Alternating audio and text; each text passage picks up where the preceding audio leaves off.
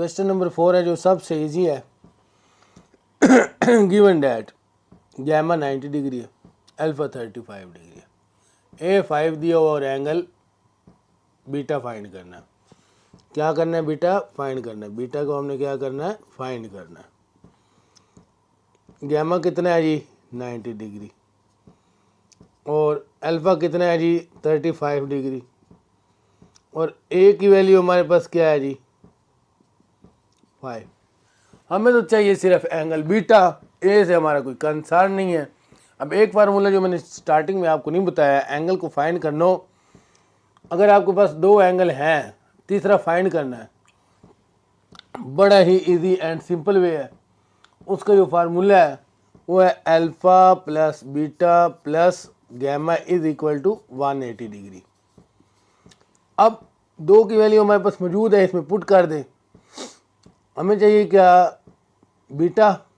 तो अल्फा की वैल्यू क्या है? 35 डिग्री प्लस बीटा गैमा क्या है? 90 degree is equal to 180 degree. अब आप 90 को प्लस करें 35 में, इन दोनों को हमने प्लस किया तो हमारे पास क्या आ गया? बीटा प्लस 125 डिग्री आ गए इज इक्वल टू 180 डिग्री। हमें तो चाहिए सिर्फ बीटा, तो वैल्यूज दूसरी तरफ चली जाएगी। Beta is equal to 180 degree minus 125 degree. अब इसको माइनस कर लेते हैं। 180 माइनस 125 हमारे पास आ गया 55 डिग्री। हमने बीटा एंगल ही फाइंड करना था, तो एंगल हमारे पास आ चुका है। क्वेश्चन नंबर 5 है, क्वेश्चन नंबर 3 की ही तरह है। In a triangle, in right triangle, एक राइट ट्रायंगल है, ए बी सी हम बना लेंगे। बी की वैल्यू 6 है, अल्फा 35 है और गैमा कितना? 90 डिग्री। फाइंड हमने क्या करना है? साइड फाइंड करनी है, ए फाइंड करना है। और अब ए की वैल्यू आप देखें तो यहाँ पे कुछ दी हुई है, ये अल्फा दिया हुआ है, ठीक है। ए फाइंड हमने करना है, ठीक हो गया जी। अब ए फाइंड करना है तो एक राइट ट्रायंगल हम पहले बनाएंगे। ये हो गया 90 डिग्री का एंगल। अब क्या कहता है? हम इसको नाम देते हैं A B and C. B की वैल्यू क्या है? बी के सामने आ जाएगी 5 एंड किधर गया? बी की वैल्यू 6 है। अल्फा की वैल्यू क्या है जी? ये एंगल है 35 डिग्री। गैमा हमारे पास क्या है? 90 डिग्री। फाइंड क्या करना है? ए के सामने क्या है? ए। ओके, ये सी हो गया। हमने तो ए फाइंड करना है। अब ए के लिए हमारे पास एक फार्मूला होता है, tan theta is equal to,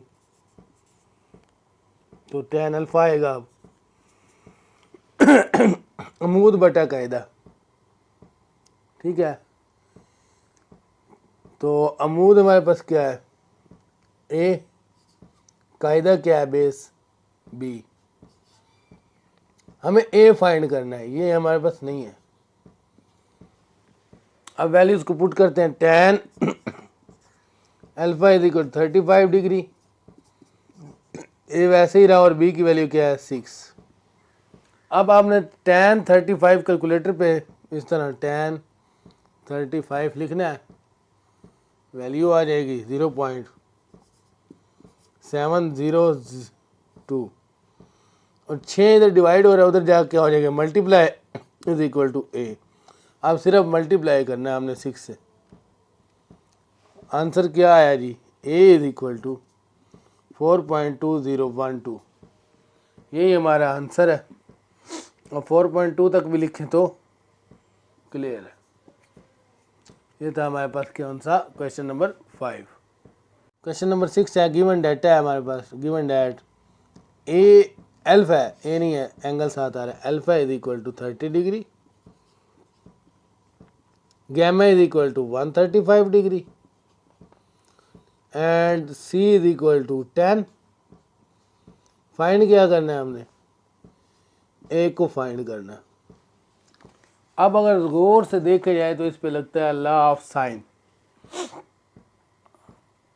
कौन सा लगता है जी? लॉ ऑफ साइन लगता है। तो देखे ज़रा, लॉ ऑफ साइन होता क्या है? Sine A over sine alpha, B over sine beta, C over sine gamma. अब हमें पता चलेगा कौन सा लें। अल्फ़ा है, यहाँ पे अल्फ़ा है, गैमा की वैल्यू है, एक तो इसको टिक कर लो, यहाँ पे है गैमा एंगल है, सी भी है। फाइंड क्या करना है? ए, तो ए इसमें है, हम इन दोनों को उठा लेंगे।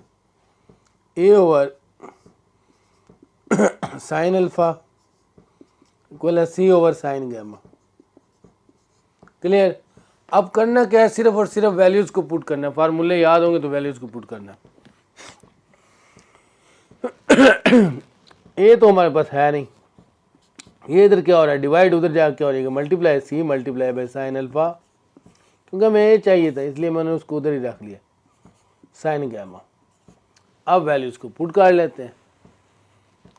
ए इज इक्वल टू सी की वैल्यू हमारे पास 10 multiply by sine alpha sine 30 degree and sine gamma 135 degree. मैं दिखा देता हूँ, अल्फ़ा की जगह भी मैंने ये 30 पुट किया और गैमा की जगह भी मैंने ये 135 पुट किया। अब कैलकुलेटर पे आप इसको सॉल्व करें और आंसर निकाल दें। A is equal to 10 multiply by sine 30, ठीक हो गया, डिवाइडेड बाय साइन 135, 7.07।